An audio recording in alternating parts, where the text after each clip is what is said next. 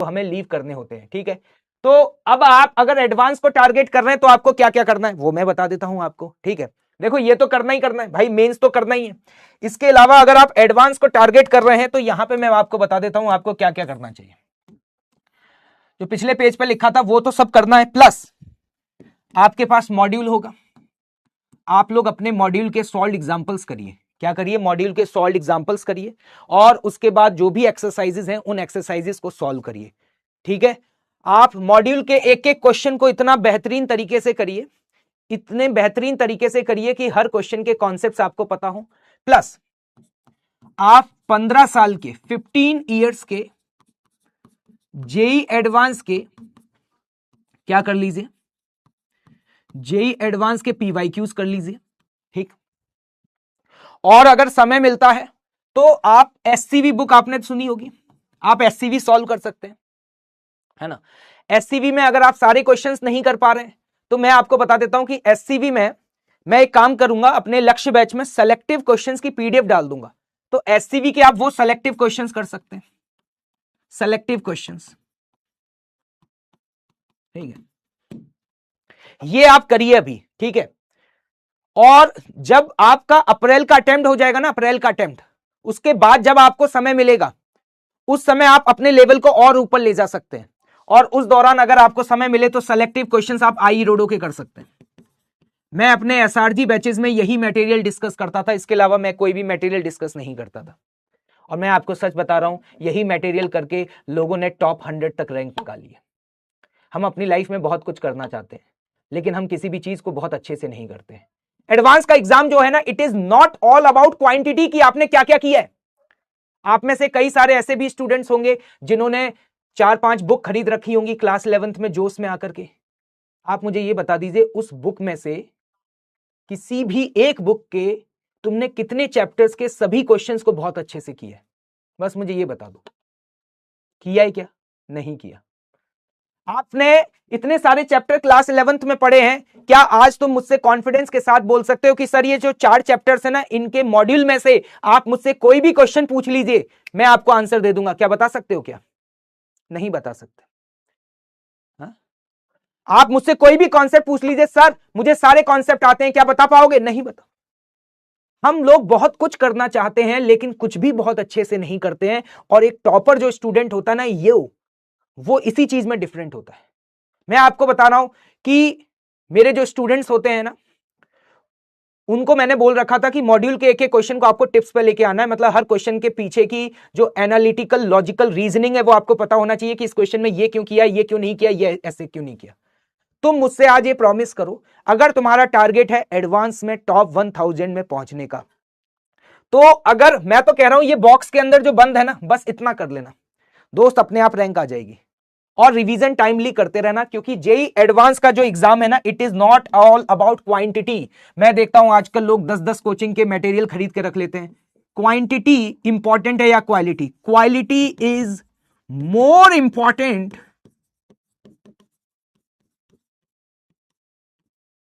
Then quantity, ठीक है।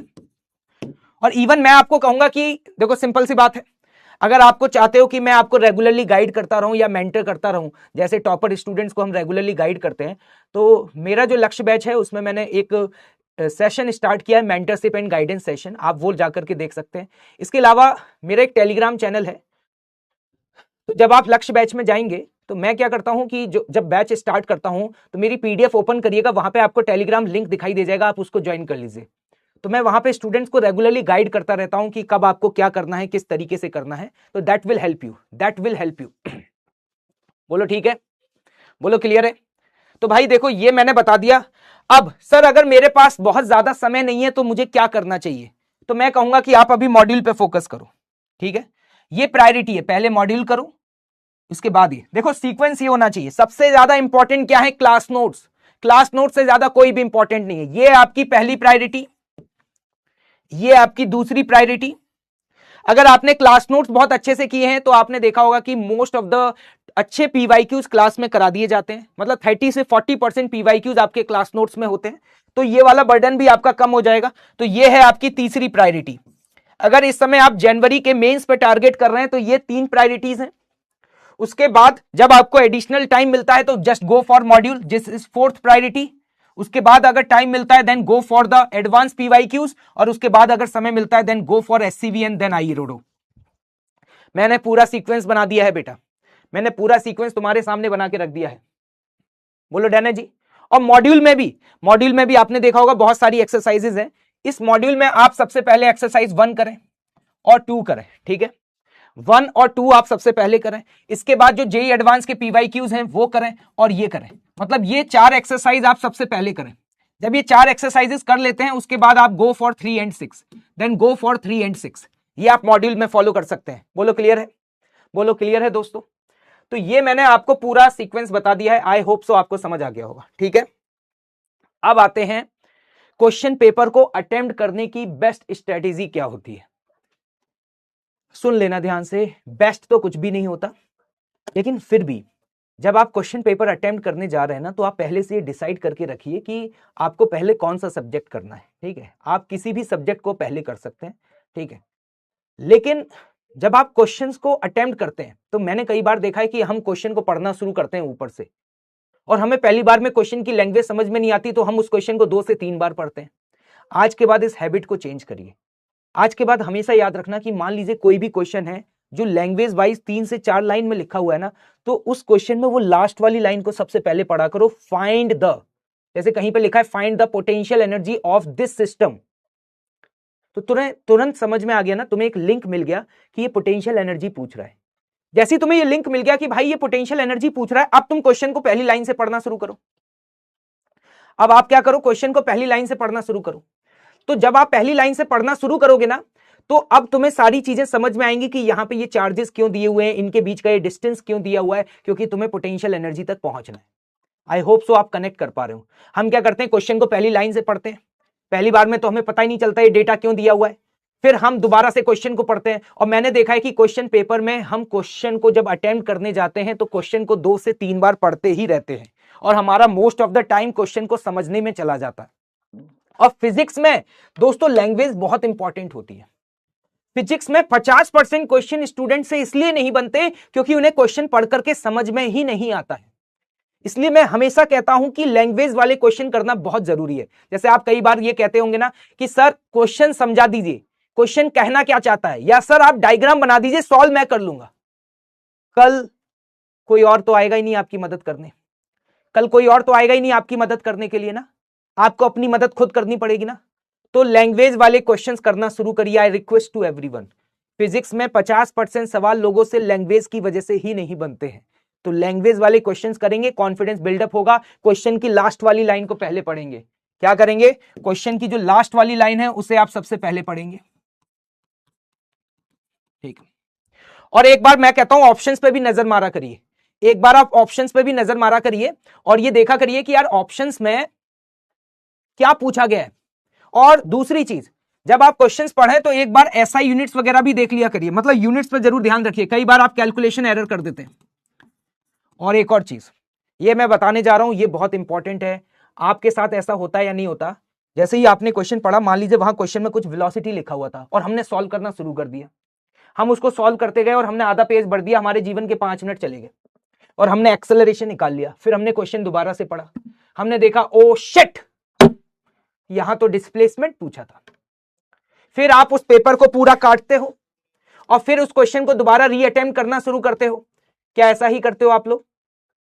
ऐसा कितनी बार हुआ है आप लोगों के साथ कि आप एक क्वेश्चन को पढ़ करके आपने क्वेश्चन को सॉल्व करना स्टार्ट किया, और जब आप क्वेश्चन को सॉल्व करना स्टार्ट करते हो तो आपको कुछ देर बाद रियलाइज होता है कि आप किसी और डायरेक्शन में मूव कर गए हो। पता है ऐसा क्यों होता है आपके साथ? पता है ऐसा क्यों होता है आपके साथ? क्योंकि तुम क्वेश्चन को समझने से पहले सॉल्व करते हो। कई बार क्लासेस के दौरान तुम पोल पे गलत टिक करते हो। रीजन क्या है? तुम पहले करते हो, बाद में सोचते हो। तुम्हारा जो थॉट प्रोसेस है वो बाद में शुरू होता है। पहले क्या होता है कि हम क्वेश्चन को बाद में पढ़ते हैं, पहले सॉल्व कर देते हैं, फिर काटना शुरू करते हैं। और आपने देखा होगा कई बार तो एग्जाम में ऐसा होता है, एक ही क्वेश्चन में हमारे 15-15 मिनट चले जाते हैं। बेटा लाडले, जरा ये बात समझने की कोशिश करना, क्या 15 मिनट एक क्वेश्चन में जाने चाहिए? नहीं नहीं। इसी मामले में तो टॉपर तुमसे ज्यादा स्मार्ट होता है। भाई टॉपर कोई टॉपर थोड़ी था, वो तुम्हारी जगह ये नॉर्मल स्टूडेंट था। एक नॉर्मल स्टूडेंट आगे जाके एक अच्छी रैंक तक पहुंच गया तो उसके सामने एक टैग लग गया, भाई ये टॉपर है। अगर आपको उस कैटेगरी में जाना है तो ये नहीं करना है। आपको हमेशा क्या करना है, पहला स्टेप क्या है, क्वेश्चन की लास्ट लाइन पढ़ेंगे, उससे हमें एक आइडिया मिलेगा कि क्वेश्चन में क्या पूछा गया है। फिर हम क्वेश्चन को रीड करेंगे और रीड करने के बाद just take the pause for 30 seconds. 30 seconds तक पेन नहीं चलाइए। हमेशा हमारा पेन पहले चलता है, दिमाग बाद में चलता है। इस प्रोसेस को थोड़ा पलट दीजिए। ये आपको आज से ही प्रैक्टिस स्टार्ट करनी पड़ेगी। जब आप डीपीपी सॉल्व करते हैं ना तो इस मेथोडोलॉजी को फॉलो करिए, ठीक है। आपको क्या करना है, लास्ट लाइन, फिर रीड, फिर 30 सेकंड सोचना है, सिर्फ थिंकिंग प्रोसेस कि क्या दिया हुआ है, क्या निकालना है और मुझे क्या करना पड़ेगा, और उसके बाद फिर क्वेश्चन को आपको अटेम्प्ट करना है। और ये प्रॉमिस करके जाओ मुझसे कि आज के बाद जब भी डीपीपी को सॉल्व करोगे या क्लास नोट्स के क्वेश्चंस करोगे, इस हैबिट को फॉलो करना शुरू करोगे। देखो एक दिन में कोई बड़ा चमत्कार नहीं होता, लेकिन मैं आज जो पॉइंट्स तुम्हें बता के जा रहा हूं, अगले 6 महीने तुमने अगर फॉलो कर लिए तो ट्रस्ट मी दोस्त, तुम बहुत अच्छी रैंक तक पहुंच जाओगे। ट्रस्ट मी दोस्त, तुम बहुत अच्छी रैंक तक पहुंच जाओगे, मैं आपको बता देता हूं, ठीक है। यस, बोलो डैने जी, बोलो डैने जी, बोलो क्लैरिटी आ रही है आपको। तो ये मैंने आप लोगों को बता दिया है कि how to attempt the paper, ये मैंने बता दिया how to attempt the paper. अब ये आता है कि एक टॉपर कैसे डिसाइड करता है इस क्वेश्चन को करना है या स्किप करना है। एक क्वेश्चन पर मैक्सिमम कितना टाइम देना चाहिए। मान लीजिए मैंने क्वेश्चन पढ़ा, मुझसे नहीं बन रहा, तो मैं क्या करूं, उस क्वेश्चन को दोबारा अटेम्प्ट करूं या छोड़ दूं। मैं आपको बताता हूं, जब भी आप क्वेश्चन को पढ़ते हैं तो उसको स्किप करना है या नहीं करना है, तो उसके लिए आपको पता है क्या करना है। सुन लीजिएगा, आप क्वेश्चन को रीड करने के बाद थोड़ा सा पॉज लीजिए, सोचिए कि आपके समझ में आ रहा है, नहीं आ रहा दोबारा पढ़िए। एक क्वेश्चन पे मैक्स टू मैक्स आप 3 मिनट दीजिए। अगर 3 मिनट में भी क्वेश्चन का कोई आपको क्लू नहीं मिल रहा है, आपको समझ ही नहीं आ रहा कहां से स्टार्ट करना है, तो उस क्वेश्चन को लीव कर दीजिए, छोड़ करके अगले सवाल की तरफ बढ़ जाइए। एक ही सवाल में मत अटके रहिए। सिलेक्शन उसका होता है जो ज्यादा से ज्यादा सवाल सही करके आता है, उसका नहीं होता जो ज्यादा से ज्यादा सवाल अटेम्प्ट करके आता है। So you have to save your time, you have to save your time. तो एक क्वेश्चन पर मैक्स टू मैक्स आप 3 मिनट दे सकते हैं। अगर आप एडवांस लेवल के क्वेश्चन कर रहे हैं और जेईई मेंस के क्वेश्चन कर रहे हैं तो 2 से 2.5 मिनट भी मोर देन सफिशिएंट है, ठीक। तो आपको वहां से एक आइडिया लग जाएगा कि क्वेश्चन में क्या पूछा गया। Sir what are the ideal number of attempts for the good score. मेरा मानना है कि दोस्तों मैक्स टू मैक्स पेपर के दौरान आप 2 ही बार अटेम्प्ट करें, 2 से ज्यादा बार आप अटेम्प्ट करने की कोशिश ना करें, क्योंकि अदरवाइज क्या होगा, ऐसे भी पेपर में बहुत सारे क्वेश्चंस होंगे जो आपसे नहीं हो पाएंगे। तो please take care of it. जितनी भी बातें बता के जा रहा हूं ध्यान रखिएगा, ठीक है। सर ये टाइम मैनेजमेंट कैसे करें, ये सबसे बड़ा चैलेंजिंग टास्क है। देखिए सब्जेक्ट वाइज आप अपने आवर्स को डिस्ट्रीब्यूट करिए, और जब आप घर पर हर दिन डीपीपी सॉल्व करते हैं ना तो टाइम लिमिट के अंदर सॉल्व किया करिए। ये टाइम मैनेजमेंट एक दिन में मैनेज नहीं हो सकता है, इसके लिए आपको रोज एफर्ट्स करने होंगे। और घर पर हर दिन डीपीपी को सॉल्व करते समय अगर आप टाइम लिमिट में सॉल्व करेंगे तो आपको वो एग्जामिनेशन प्रेशर फील होगा और आपसे क्वेश्चन जल्दी सॉल्व होंगे, ठीक है। और आप लोग फिक्स कर लीजिए कि अपन एक सब्जेक्ट पे इतना ही टाइम देंगे, इससे ज्यादा टाइम देंगे ही नहीं। तो धीरे धीरे धीरे क्या होगा, धीरे धीरे क्या होगा। देव लिख रहा है सर आई वॉन्ट AIR 1। बेटा लिखने से नहीं आती है, मेहनत करने से आती है देव बेटा, ठीक है। लिख तो कोई भी सकता है ना, लिख तो आपने भी दिया, उसके लिए मेहनत करनी पड़ती है। और जितने भी स्टूडेंट्स को मैंने पढ़ाया वो इस तरीके से कभी नहीं कहते, है ना। लास्ट ईयर भी अब मेरे एक स्टूडेंट की AIR 5 आई थी, मैंने कभी नहीं सुना कि उसने ये कहा था कि सर मुझे AIR टॉप 10 में चाहिए। How when should you move from a difficult question, what should your strategy to be the in the last 30 minutes. Examination hall में आखिरी के 30 मिनट सबसे ज्यादा इंपॉर्टेंट होते हैं।